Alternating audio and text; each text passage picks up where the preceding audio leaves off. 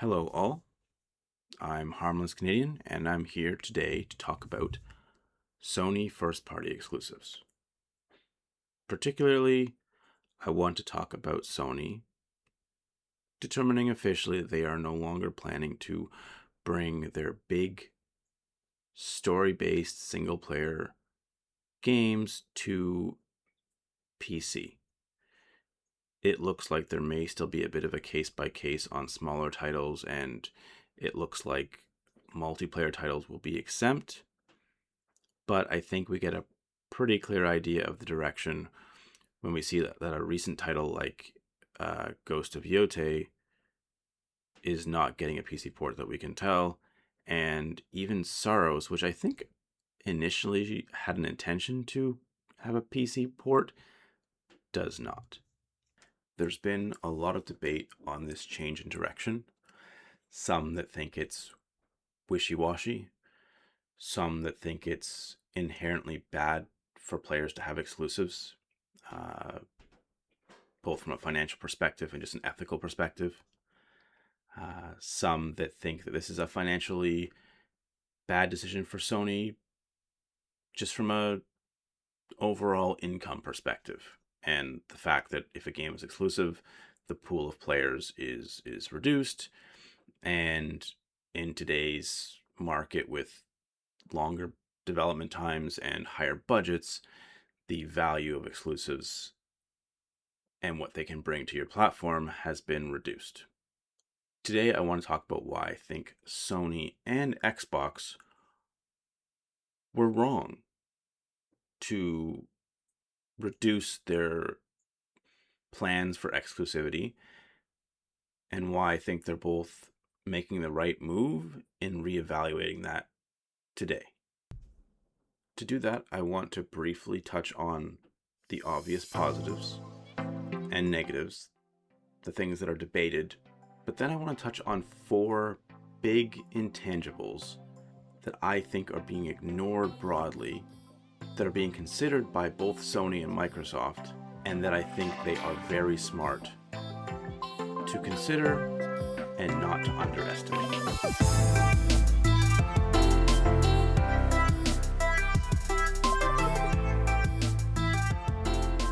So let's take a little bit of time to talk about the obvious advantages of developing exclusive games for a platform. And these are a lot of the things that get debated regularly around the ideas of exclusives. I'd say the first and foremost is that by focusing on a particular spec of hardware, or at least a platform, they can better leverage the unique elements of that hardware. They can focus on that particular spec and not develop for a broader spec, which just tightens development goals and overall generally produces more beautiful games, higher performing games in terms of frame rate, bugs, more expansive games if they want it to be, and generally resulting in, one way or another, better games for that platform. They also have the ability to leverage purpose-built mechanics, things that highlight the hardware, things like the haptic triggers on the DualSense, things like the amiibo, with, for example, the PlayStation 5 Pro, PSSR 2.0, leveraging that kind of upscaling is something that's easier to do, I'd say more cost effective, and probably more obvious when they can spend time focusing on that and not necessarily maybe multiple forms of upscaling tech, different versions of upscaling tech. They know what the PS5 Pro AI cores have, and they can focus on that. There's also a sense, and this is, I'd say, a little less effective today, but a sense that publishers can okay or sign off on games that are creatively more risky. Maybe they focus on a niche. Maybe they serve one particular genre that the publisher or the platform holder wants to serve, even if ultimately, if they were looking at this in a vacuum, the sales potential may not match up with the cost of developing the game, or at least the risk is that it might not, and that they're more able to take these risks because the value of having this kind of game on the platform is not exclusive, pardon the pun, to just the sales potential of that one game. And then lastly, I think when we look at this, we realize that all of this means that the games generally get a higher budget overall. These first-party exclusives tend to define the platform. They're on the front lines, and if the platform holder wants you to stay in the community, if they want you to stay on the platform, or they want you to join the platform, these are the first elements that you see that would impact your decision.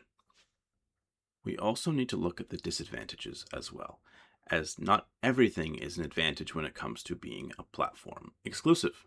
The first and foremost is that just generally the sales potential is lower if you limit the platform, because the number of people who can look at the game, who can play the game, is lower. The total number of sales that you could reach is lower, and in a very real sense, it tends to work out that way. Your sales are lower if you're not on more platforms.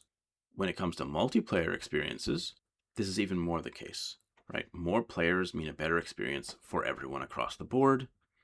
It means a better community. It means more support.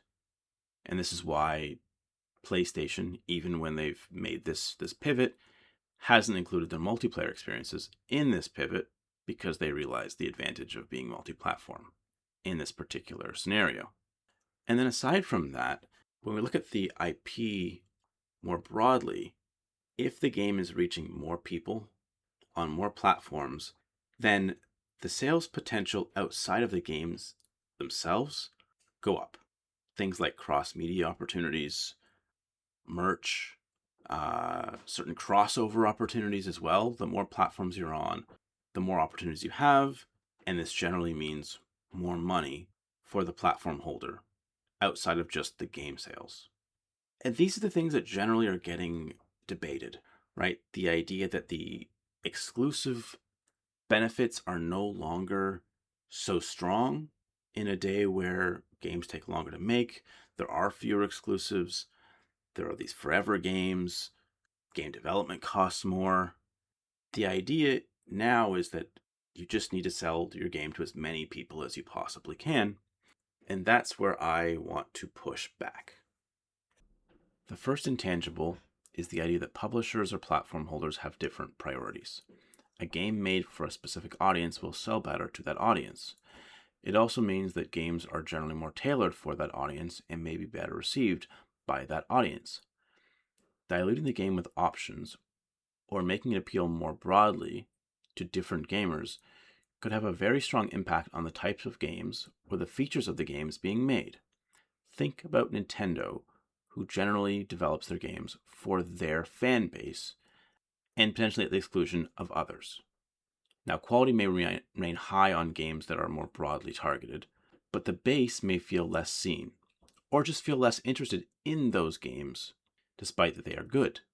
It may also be less obvious, even to them, why they are no longer so excited or hyped for exclusive games, and this represents a real intangible. I don't personally believe that review scores should represent an average of opinions. I don't think a 7 should represent the idea that someone may love this and someone may not love it. It's all specific to the gamer. And so, games that are better tailored to players on a specific platform are better games, full stop. The second intangible is the reality that people, not only gamers, are delicate snowflakes. A strong core of games that is made for the core base and their pleasure can provide a sense of value and a sense of feeling special that removing exclusives would also remove. This is directly connected to the overall quality, but it isn't defined by it. People are weird. Psychology is weird. Brains are weird. And while we often see media personalities rail against these admittedly often seemingly non-logical, nonsensical desires, they still exist. And they exist far beyond some fanboy group that's getting loud about it. They still impact people, even if we don't think about it. Tribalism is a real thing, and it's valuable in building and fostering a strong sense of satisfaction with a platform or community. Feeling good about your purchase is very complicated, and it's very messy. Think about buyer's remorse, think about the sense that the grass is greener. Knowing that your purchase is validated by games that only you can play impacts your satisfaction, even if it doesn't change the experience of playing those games at all at an objective level. The third intangible is the idea that communities defined by exclusives, often exclusives with similarities, and even single-player exclusives, can foster a camaraderie that again might not be inclusive, but drives up value and a sense that the platform is for them. Almost everyone likes these games, almost everyone agrees that these games are good, and the confirmation bias only drives satisfaction up. Some of it is based in real preference, as in the first point I was talking about, but the reality is that it isn't so logical. This is just a feeling that people have, and by reinforcing it within the community, the engagement within the community increases. The fourth intangible is essentially the opposite. It's what can happen if the games are not exclusive to the PlayStation platform. Games going to platforms that care less about certain genres or revere certain titles less can absolutely introduce players to different experiences or convert them. However, there's also a significant risk that the overall appreciation or reverence for the IP drops as the average level of importance or value of the experience drops across the increased population. Meaning, the players on the primary platform can have a great experience, but lower opinions amongst players on other platforms who the games are not targeted at to the same extent, and the resulting reduction in the average opinion of the platform or IP can over time reduce everyone's views of that title or experience. Even for the core gamer, awareness of a loss of reputation or simply lower reputation than would be the case in the smaller targeted base, in time can reduce their engagement.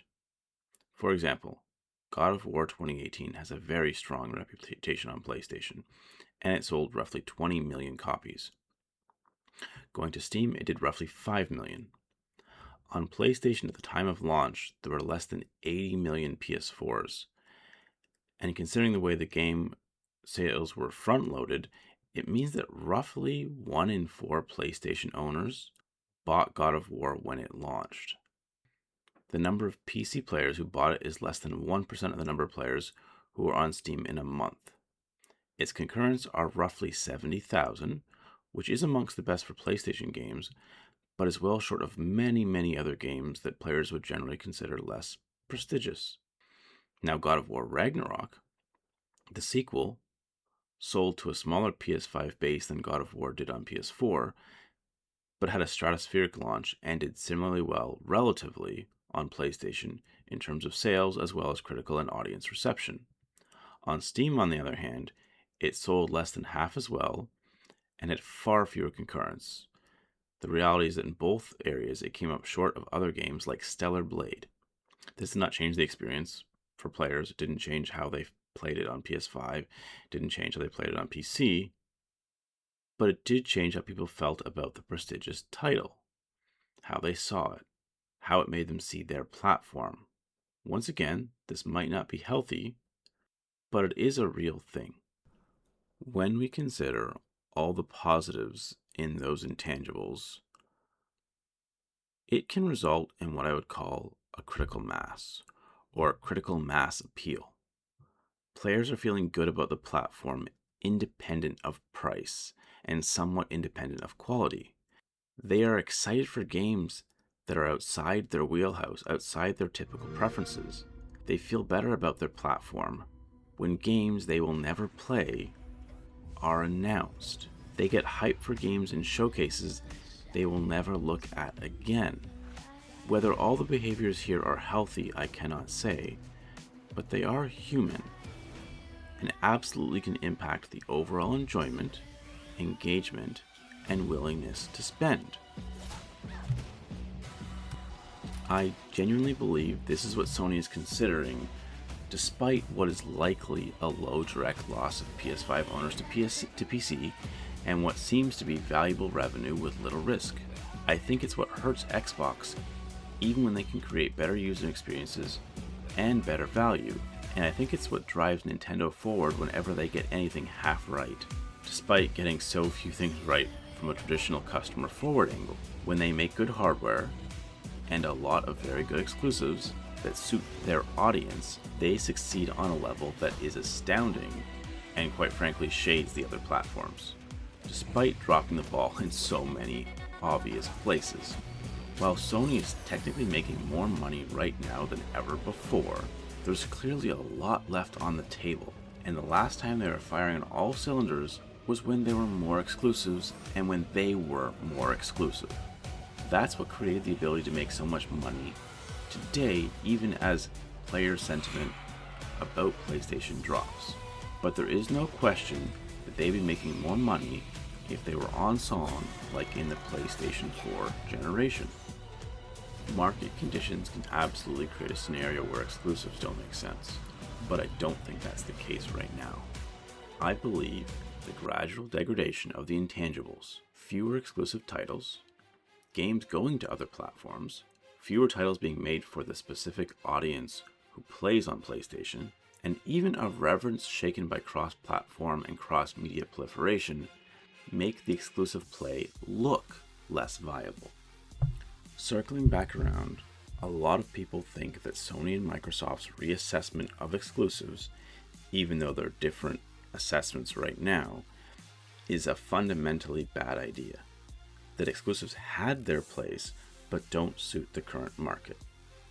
I believe that Sony and perhaps even Microsoft were of the same opinion a few years ago when things began to change and open up, and that the idea of the intangibles were either fanboy arguments or dismissed as such so they wouldn't become ammunition for fanboys. But I also believe that their opinion has changed.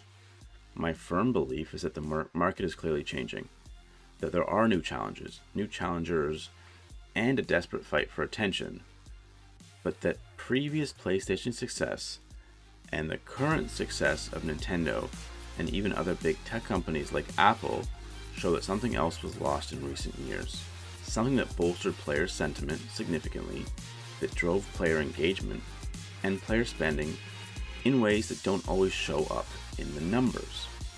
I believe that the brand loyalty they had was built on exclusives, and so many of the knock-on effects it had on player perception, even when it had little to no effect on their actual gaming experience.